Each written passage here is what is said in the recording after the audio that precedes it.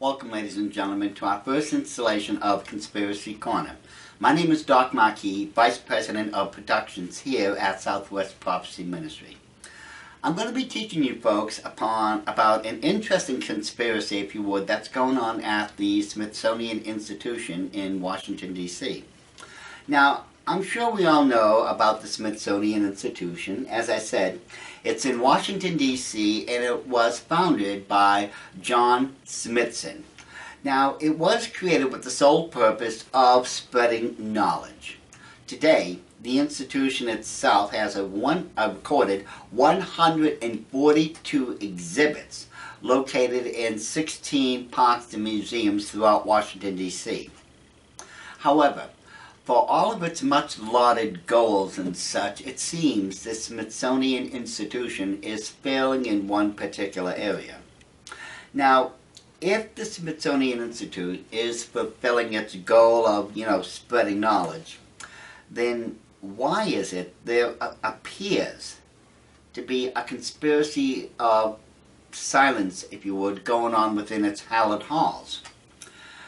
There's an article which claims that the Smithsonian Institute had destroyed thousands of bones that once belonged to giants.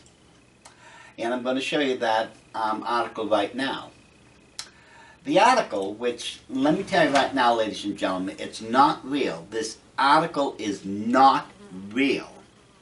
But it claims that the Smithsonian is covering up the fact that giants once walked the earth.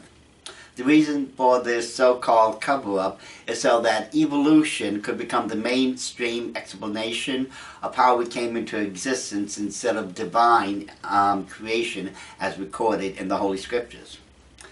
Now, if it was true that there was some sort of conspiracy going on with the institution, whereas, they're destroying all these bones, that would be shocking to say the least, but that would also imply that someone or someones do not want us to know that the recorded events in the Holy Scriptures are true, and by extension, so is God.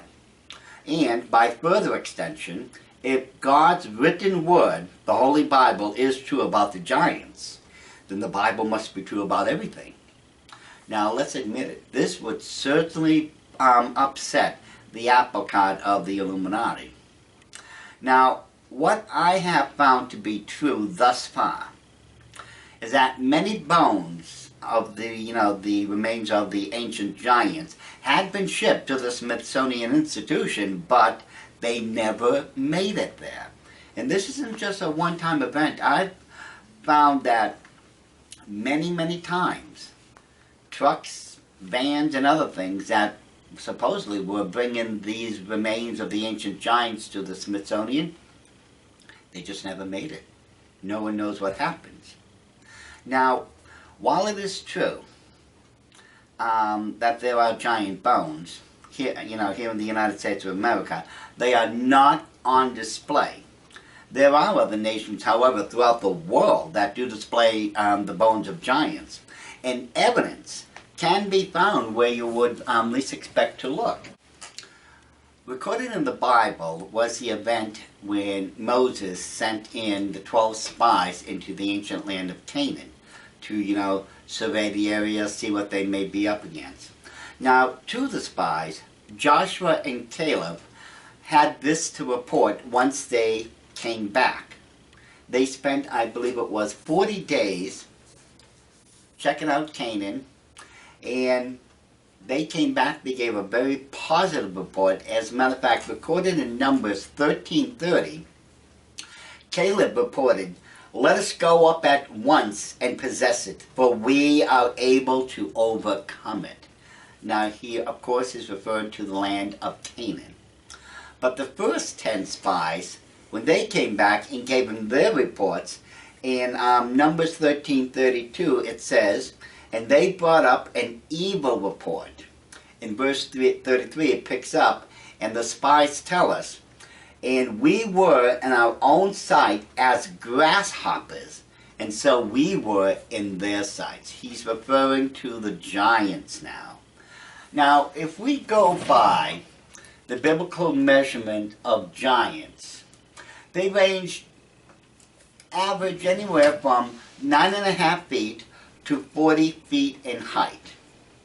In this next photo, you're going to see the one discovered in Turkey in 2011 was a giant's femur bone that was almost 47 inches or 4 feet in length.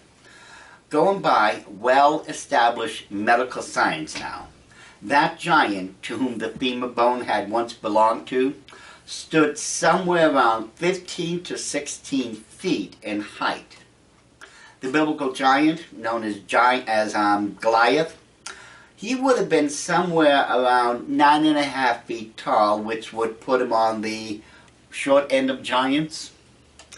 The ones that were seen in the land of Canaan by Joshua, Caleb, and the other 12 spies, according to the description now, would have put those giants on the tall end of the yardstick, if you would.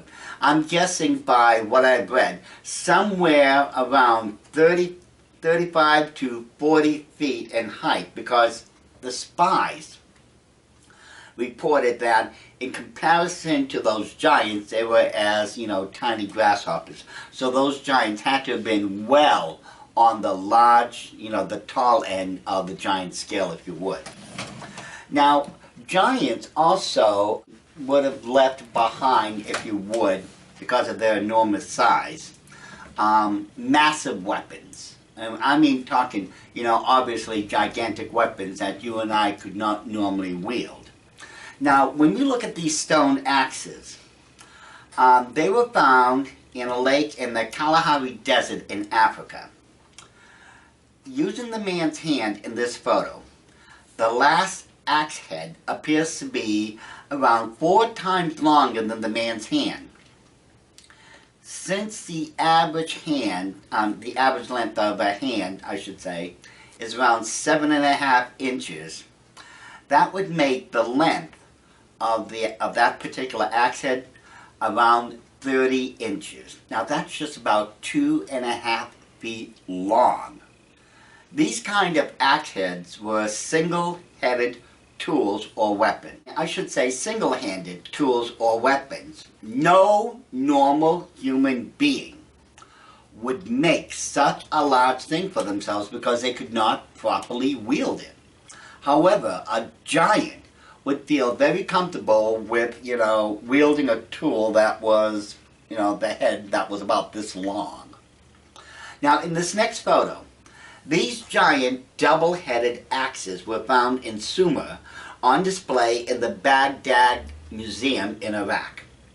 The axe handles were in a state of decomposition when these axes were found. However, perfect scaled replicas were made and the axe heads were put in as they had originally been found. If we assume the lady in this photo is around average height, let's say 5.5 feet tall. The double-headed weapons on the left and right-hand side stand around 9.5 feet tall. And the center one would be around 11 feet in height. Now, when we look at the top of those double-headed axes, the width of them comes out to be somewhere, by my measurements, 3 to 3.5 feet long. Now, that's as long as a human arm. Now, who else but a giant could possibly wield such a formidable weapon?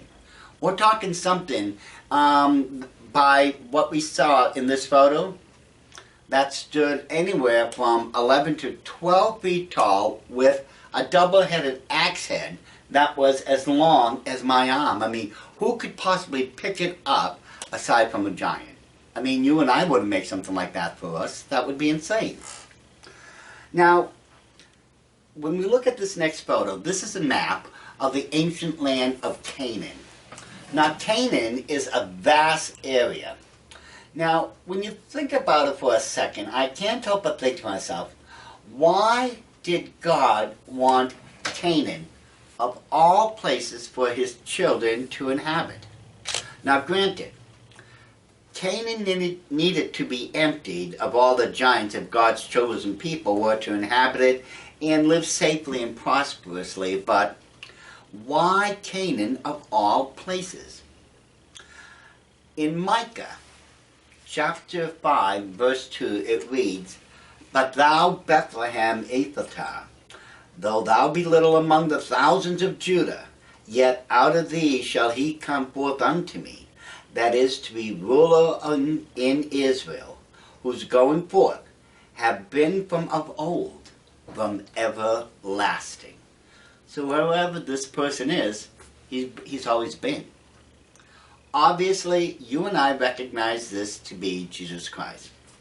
Now, Satan was actually trying to stop this particular prophecy of the birth of Jesus Christ from happening. You see, if we look at the map again, in the land of Canaan, there was approximately, if you go by the numbers in the Bible, the amount of cities and towns and other areas, there were approximately 1 million giants in the ancient land of Canaan. Now when you think about it, with 1 million giants on his side, Satan would have an incredible chance of trying to prevent the birth of Jesus Christ. Because you see, there's a common belief in the occult world that if you can stop one prophecy of God from happening, then you can stop all of them, because if God was all powerful, then none of his prophecies could ever be stopped. Nevertheless, Satan was going to prevent the instrument of his inevitable destruction from being born in Bethlehem. Well, we pick it up in Matthew chapter 2 verse 1. It begins thusly. "Now when Jesus was born in Bethlehem of Judea," you see, something happened that disavowed anything Satan wanted to do as far as preventing the birth of the coming Messiah, Jesus Christ. It goes on, "And when Herod the king asked his wise men of the birth of the King of Kings, they replied," in verses 4, 5, and 6 of Matthew chapter 2, "In Bethlehem of Judea, for thus it is written by the prophet, And thou, Bethlehem, in the land of Judah, art not the least among the princes of Judah, for out of thee shall come a governor." So you see, the prophecy was fulfilled, and no matter how desperately Satan tried to prevent it from happening, the prophecy of the coming Messiah was complete. You see, this is why God sent his children into the land of Canaan to clear it out. Because when we look back at that map again, in the center of it, you'll see that red circle, and you'll see where Bethlehem is. It's just about dab center in Canaan, where there was 1 million giants. So God sent his children in to clean it out. This way, a number of centuries down the road, the birth of Christ could happen without incident. Now, much of what we covered, just this little talk, I've written DVDs 9 and 10 in my Secrets of the Illuminati series. Those 2 tapes, that would be Aliens, Fallen Angels, or Antichrist, Volume 1 and Volume 2. Now, I would strongly suggest you folks acquire both of those DVDs, to further your education in this field of study.